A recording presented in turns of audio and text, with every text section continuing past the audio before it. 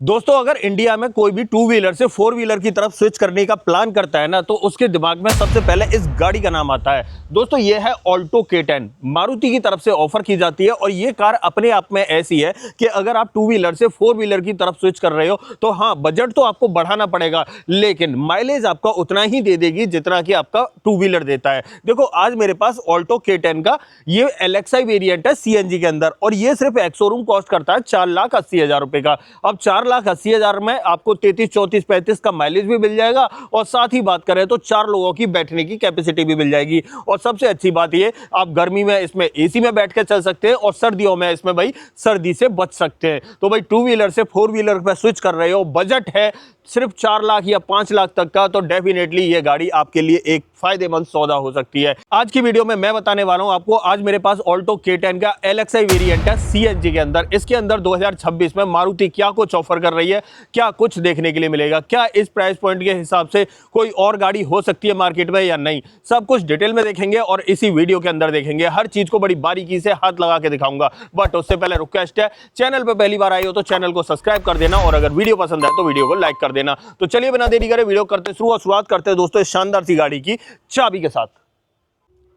अब देखो, जैसा कि मैंने कहा बजट कम है, तो यहां पर आपको चाबी भी बजट वाली ही देखने के लिए मिलेगी। रिमोट सेंटर लॉकिंग नहीं मिलती, आपको सादा सिंपल चाबियों का सेटअप देखने के लिए मिलता है। 2 चाबियां आपको देखने के लिए मिल जाती हैं। भाई ये तो इसकी चाबी का सेटअप रहने वाला है। अब बात करते हैं दोस्तों इस गाड़ी के बारे में। देखो यहां पर अगर बात करी जाए तो ये ऑल्टो K10 का LXI वेरिएंट है CNG के अंदर। भाई CNG में यहीं से शुरुआत होती है, एक LXI मिलता है और एक VXI वेरिएंट मिलता है। यहां पर LXI variant ex showroom cost करता है 4,82,000 रुपए का, और अगर आप टू व्हीलर से फोर व्हीलर की तरफ स्विच कर रहे हो तो इससे बजट की, या कहें तो इससे कम बजट की गाड़ी आपको देखने के लिए नहीं मिलने वाली है। अब देखो ये गाड़ी अपने आप में रिलायबल है, माइलेज अच्छा ऑफर करती है, पावर भी ठीक ठाक ही निकाल देती है दोस्तों। और देखो 4 लोग आसानी से इसमें बैठ के जा भी सकते हैं। चलो मैं सब कुछ दिखाता हूं, बट सबसे पहले पावर ट्रेन ही बता देता हूं। यहां पर मिलता है आपको 1 लीटर का K10C सीरीज का 3 सिलेंडर इंजन, जो आपको भाई 55 bhp की पावर और 82 न्यूटन मीटर का टॉर्क ऑफर करता है। और वहीं पर माइलेज की बात करूं तो 33 से 34 तक का माइलेज ये CNG में ऑफर कर देती है। फ्रंट में दिखाता हूं क्या कुछ मिलेगा। हेडलाइट से शुरुआत करते हैं। देखो रिफ्लेक्टिंग बाउल आपको देखने के लिए मिलता है, हेलोजन बेस्ड है। इसी के अंदर आपको पार्किंग लाइट मिल जाती है। इंडिकेटर यहां पर ब्लिंक करता हुआ दिखाई दे रहा होगा। सामने ग्रिल की बात करें तो ये ग्रिल जो है ना मैट ब्लैक फिनिश में मिलती है, और भाई थोड़ा सा हनीकॉम्ब पैटर्न आपको देखने के लिए मिल जाता है। ऐसे ही थोड़ा सा ऊपर आते हैं तो यहां पर आपको सुजुकी का लोगो मिलता है, और अगर थोड़ा सा दूर से मैं प्रोफाइल दिखाऊं तो इस तरीके का प्रोफाइल आपको नजर आने वाला है। साइड प्रोफाइल की बात करते हैं। देखो टायर साइज की बात करें तो भाई 13 इंच का मिलता है। 145/80 R13 की प्रोफाइल ऑफर की जाती है। यहां पर आपको ऑल्टो के अंदर मोस्टली जो है ना JK के टायर देखने के लिए मिलेंगे। फ्रंट में आपको डिस्क ब्रेक मिलता है, और यहां पर व्हील कवर वगैरह चढ़ जाते हैं तो ये ठीक ठाक लग जाता है दोस्तों। बाकी फ्रंट फेंडर पर इंडिकेटर मिल जाता है, और ORVM भाई आपको इस तरीके से मिलेंगे। इन्हें हाथ से ही सेट करना है, मतलब हाथ से ही फोल्ड करना है और हाथ से ही एडजस्ट करना है। इसमें किसी भी तरह का इलेक्ट्रॉनिक सेटअप नहीं मिलता है। डोर हैंडल्स की बात करें तो ये भी आपको मैट ब्लैक फिनिश में मिलते हैं, और यहाँ पर आपको चाबी लगाने का की होल ऑफर किया जाता है।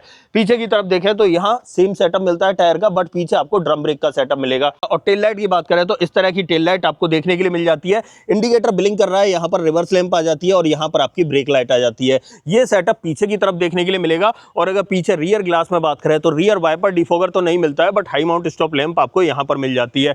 ऐसे ही टेल गेट पे देखें तो यहाँ पर आपको सुजुकी का लोगो मिल जाता है, और यहाँ पर चाबी वगैरह लगाने की जगह है। ऑल्टो K10 के इनिशियल्स आपको दिखाई देंगे। और पीछे वाले बम्पर में बात करें तो 2 रिवर्स पार्किंग सेंसर आपको मिल जाते हैं भाई एज अ सेफ्टी। और यहाँ पर ग्राउंड क्लियरेंस की बात करें तो वैसे तो आपके सामने विजिबल हो रहा होगा, बट 165 mm तक का ग्राउंड क्लियरेंस आपको यहाँ पर मिल जाता है। अब देखो इसमें एक अच्छी बात क्या है, CNG कहाँ से भरनी है और पेट्रोल कहाँ से भरनी है वो मैं आपको दिखाता हूँ। वो चीज़ मुझे स्विफ्ट से अच्छी इस ऑल्टो K10 के अंदर लगती है। इसे मैं खोल लेता हूँ, फिर आपको दिखाता हूँ। अब देखो दोस्तों ये खुल चुका है। CNG आपको यहां से डालनी है और पेट्रोल यहां से डालना है। भाई कंपनी फिटेड मिलती है तो सेफ्टी की तो कोई बात ही नहीं आती यहाँ पर। और अगर मैं यहाँ CNG सिलेंडर की बात करूँ तो पहले दिखा देता हूँ, उसके बाद बताता हूँ। यहाँ पर मिलता है भाई आपको 55 लीटर का CNG सिलेंडर। अब देखो इस टेल गेट को आप अंदर से भी खोल सकते हो, और बाकी आप चाबी से भी खोल सकते हो, बट मेरे पास चाबी है तो मैं चाबी से आपको खोल के दिखा देता हूँ। और इस तरीके का CNG सिलेंडर आपको रखा हुआ दिख जाएगा। 55 लीटर कैपेसिटी है। बट एक बात है यार, यहाँ पर ये आपका सामान बिल्कुल नहीं आएगा भाई। यहाँ पर पीछे की तरफ ये चीज आप थोड़ा सा ध्यान रखना। पार्सल ट्रे तो मिलती नहीं है, लेकिन यहाँ पर बूट स्पेस भी आपका CNG सिलेंडर की वजह से खत्म हो जाता है।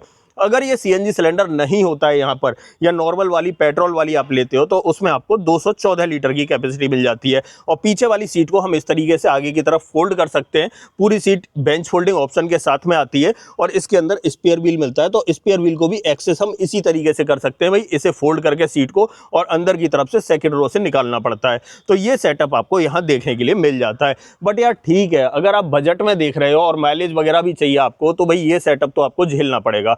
बाकी यहाँ टेलगेट के नीचे देखें तो ठीक ठाक फिनिश आपको देखने के लिए मिल जाती है। अब देखो यहाँ पर आ जाते हैं और भाई इसमें अंदर की तरफ दिखाता हूँ और क्या कुछ देखने के लिए मिलेगा। सबसे पहले तो बजट सेगमेंट है, मैं शुरुआत से बोल के चल रहा हूँ। तो यहाँ पर डोर पर पैनल देख लो, इस तरीके का मिलेगा। यहाँ पर किसी भी तरह का आपको पावर विंडो का ऑप्शन नहीं मिलता है। यहाँ पर ये सेटअप आपको देखने के लिए मिलता है, चक्के वाला सेटअप है दोस्तों। किसी भी तरह के पावर विंडो नहीं मिलते। बजट में बात चल रही है तो बजट में तो यही सेटअप ऑफर किया जाता है। डोर हैंडल्स मैट फिनिश में मिलते हैं, बॉटल होल्डर मिलते हैं, स्पीकर ग्रिल है, किसी भी तरह के स्पीकर्स आपको ऑफर नहीं किए जाते। अंदर की तरफ देखें तो यहाँ दोनों ही सीटों में नॉन एडजस्टेबल हेडरेस्ट है, ये फिक्स रहते हैं इस तरीके से। और एयरबैग की बैजिंग आप देख रहे होगे भाई, 2025 में जब ये अपडेट होके आई थी तो इसमें 6 एयरबैग डाल दिए थे कंपनी ने। तो सेफ्टी में थोड़ा सा यहाँ पर बढ़ोतरी हो चुकी है। बाकी यहाँ पर सीट्स वगैरह देख सकते हो, इस तरीके की फैब्रिक कुशनिंग मिलती है। हाँ, हाइट एडजस्टमेंट वगैरह का ऑप्शन नहीं मिलता है। और यहाँ से आपको बूट ओपन करना है और फ्यूल लेड ओपन करनी है। नीचे की तरफ तीनों पैडल आप चेकआउट कर सकते हो इस तरीके से, और यहाँ से आप बोनट ओपन करोगे। थोड़ा ऊपर आते हैं तो यहाँ पर आपको हेडलाइट लेबलर मिलता है, और थोड़ा सा ऊपर आते हैं तो देखो ट्रैक्शन कंट्रोल भी 2025 से मिलने लगा, और सीएनजी फ्यूल में चेंज करने का बटन है। बाकी यहाँ पर आपको एसी वेंट मिल जाएगा। अच्छी बात यह है कि एसी का सेटअप मिल रहा है, एसी में आपको मतलब गर्मियों में दिक्कत नहीं होने वाली। चाबी लगा लेते हैं, अंदर बैठते हैं। अब देखो इंस्ट्रूमेंट क्लस्टर की बात करें तो इस तरीके का इंस्ट्रूमेंट क्लस्टर मिलता है। सादा सिंपल ये है दोस्तों, यही सेटअप आपको जो है ना एस्प्रेसो में मिलता है और यही आपको इको में मिलता है। यहाँ पर सादा सिंपल इंस्ट्रूमेंट क्लस्टर से ही आपको काम चलाना पड़ेगा। स्पीडोमीटर तो आपको इसमें मिल जाता है, बट टैकोमीटर नहीं मिलता है। नीचे की तरफ छोटी सी एमआईडी है जिसमें फ्यूल गेज और भाई सीएनजी गेज आपको दिखाई दे रहा होगा, मतलब पेट्रोल गेज और सीएनजी गेज दिखाई दे रहा होगा। बाकी इसे ट्रिप वगैरह को टॉगल करना है तो आप यहाँ से इस तरीके से टॉगल कर सकते हो।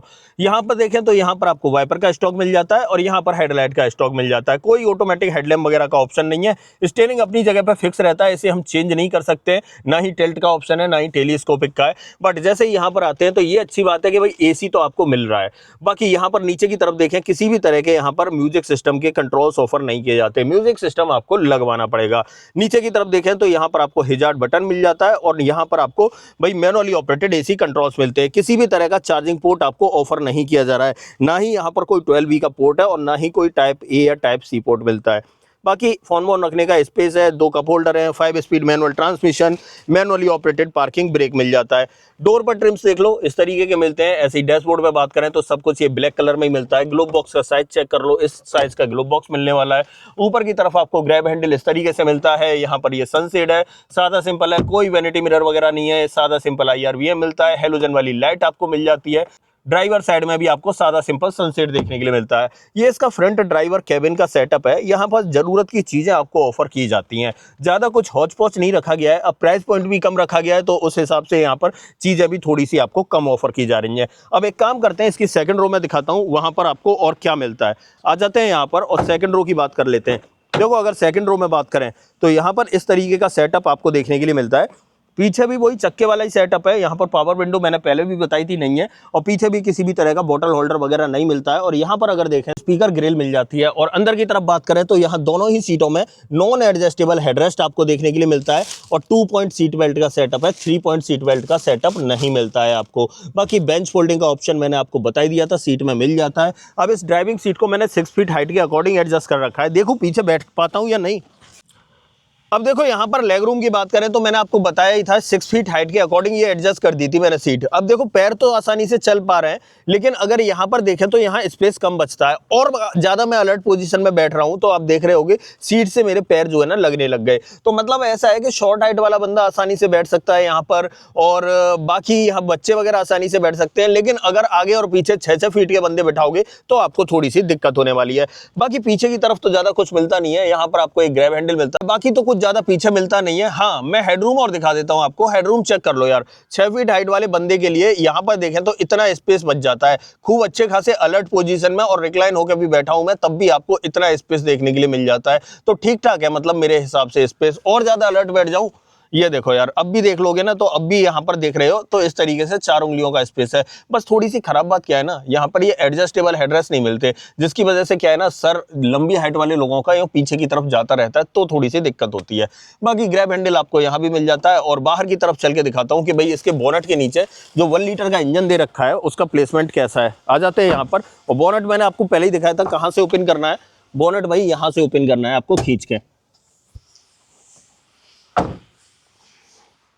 ये चेक करो दोस्तों, यहाँ पर मिलता है ये सेटअप। यहाँ सबसे पहले सीएनजी का मॉड्यूल देख लो। यहाँ पर ये वाला सेटअप जो है बैटरी के पीछे की तरफ, ये सीएनजी का मॉड्यूल है। यहाँ पर आपकी बैटरी है, यहाँ पर ये कूलेंट के लिए आ जाता है, यहाँ पर ये वॉशर के लिए आ जाता है, और यहाँ पर ये ब्रेक ऑयल के लिए है। और अंदर की तरफ देखें या ऊपर की तरफ देखें तो कहीं भी कोई भी इंसुलेशन का ऑप्शन आपको नहीं मिलता है।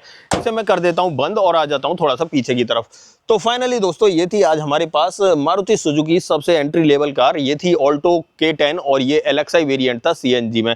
1 लीटर इंजन ऑप्शन के साथ में आपको देखने के लिए मिलता है। और अगर इस प्राइस पॉइंट पे देखा जाए ना तो मार्केट में कोई और ज्यादा गाड़ी नहीं है।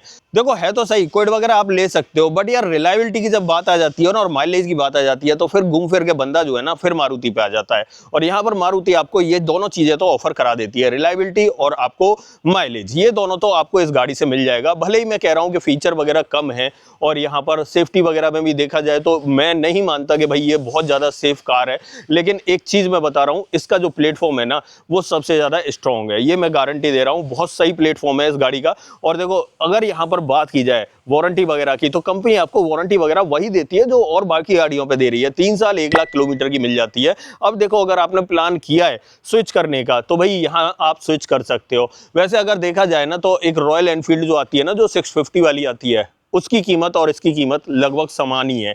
तो एक समान मतलब रॉयल एनफील्ड की कीमत में आ जाएगी। बाकी माइलेज आपका एक्टिवा या जो स्कूटी वगैरह आती है ना उसके बराबर ये आपको ऑफर कर देगी। तो ये पूरा सेटअप था, मैंने आपको दिखा दिया, बता दिया, समझा दिया। कुछ भी पूछना हो इस गाड़ी के बारे में पूछ लेना। इस गाड़ी का ऑन रोड प्राइस अगर आपको अपने शहर में जानना है तो कमेंट बॉक्स में अपने शहर का नाम लिख देना, मैं आपको इसका ऑन रोड प्राइस भी बता दूंगा। अदरवाइज आपको ये छोटी सी वीडियो दोस्तों पसंद आई हो तो वीडियो को लाइक करना, चैनल पर पहली बार आई हो तो चैनल को सब्सक्राइब जरूर करना।